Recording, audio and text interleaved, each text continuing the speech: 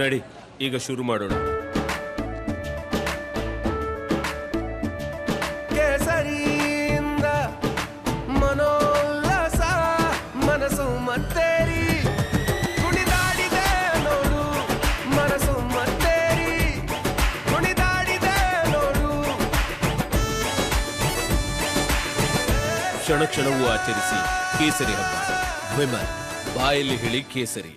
ಸ್ಥಾನ ನೀಡುವಂತೆ ಒತ್ತಡ ಹಾಕಲಾಗ್ತಾ ಇದೆ. ಅವರ ಬೆಂಬಲಿಗರು ಒತ್ತಡ ಹಾಕ್ತಾ ಇದ್ದಾರೆ. ರಮೇಶ್ ಕುಮಾರ್ ಅವರಿಗೆ MLC ಅಭ್ಯರ್ಥಿ ಸ್ಥಾನವನ್ನು ಕೊಡಬೇಕು ಅಂತ ಕೋಲಾರ ಚಿಕ್ಕಬಳ್ಳಾಪುರ ಶಾಸಕರ ನಿಯೋಗ ಈ ಒತ್ತಡವನ್ನು ಹಾಕ್ತಾ ಇದೆ.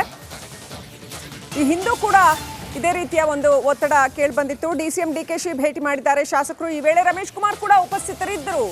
ಸೊ ಅವರು ಕೂಡ ಆಕಾಂಕ್ಷಿ ಅನ್ನುವಂಥದ್ದು ಗೊತ್ತಾಗತ್ತೆ.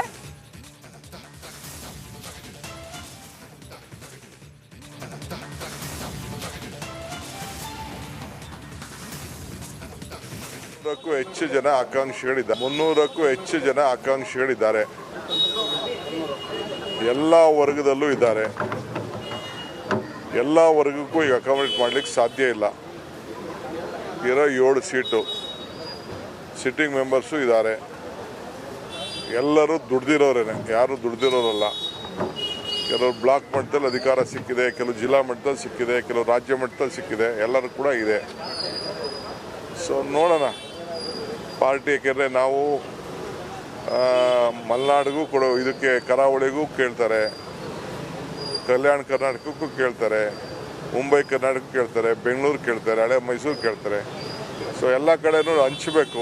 ಭಾಳ ಕಷ್ಟಕರ. ಸೊಪ್ಪು ತರಕಾರಿ ಮಾರಾಟ ಮಾಡೋದು ನಿಮ್ಗೆಲ್ರಿಗೂ ಗೊತ್ತಾಯಿದೆ. ಆದರೆ ಇಲ್ಲಾಗ್ತಾ ಇರೋದು ರಸ್ತೆ ಬದಿಯಲ್ಲಿ ಸೊಪ್ಪು ತರಕಾರಿ ಅಲ್ಲ, ಬದಲಾಗಿ ಮದ್ಯ ಮಾರಾಟವನ್ನ ಮಾಡಲಾಗ್ತಾ ಇದೆ. ಬೆಳ್ಳಂಬೆಳಗ್ಗೆ ರಸ್ತೆ ಬದಿಯಲ್ಲೇ ಮದ್ಯ ಮಾರಾಟ ಮಾಡ್ತಾ ಇರ್ತಕ್ಕಂಥದ್ದು. ತುಮಕೂರು ಜಿಲ್ಲೆಯ ಗುಬ್ಬಿ ಪಟ್ಟಣದಲ್ಲಿ ಹೀಗೆ ಬೆಳ್ಳಂಬೆಳಗ್ಗೆ ಮದ್ಯ ಮಾರಾಟ ಮಾಡಲಾಗ್ತಾ ಇದೆ. ರಸ್ತೆಯಲ್ಲಿ ಓಡಾಡೋಕೆ ಜನರಿಗೆ, ಮಹಿಳೆಯರಿಗೆ ಮುಜುಗರ ಆಗ್ತಾ ಇದೆ. ಯಾರ ಭಯವಿಲ್ಲದೆ ಅಲ್ಲಿ ಮದ್ಯ ಮಾರಾಟ ಮಾಡಲಾಗ್ತಾ ಇದೆ. ಬಾರ್ ಮಾಲೀಕರ ಭಂಡತನಕ್ಕೆ ಸಾರ್ವಜನಿಕರು ಚೀಮಾರಿ ಹಾಕಿದ್ದಾರೆ. ಅವಕಾಶ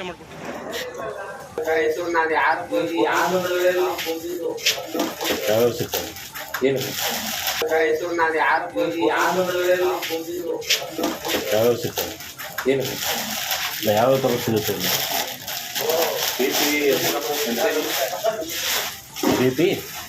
PP ಅಂತ ನಮ್ಮ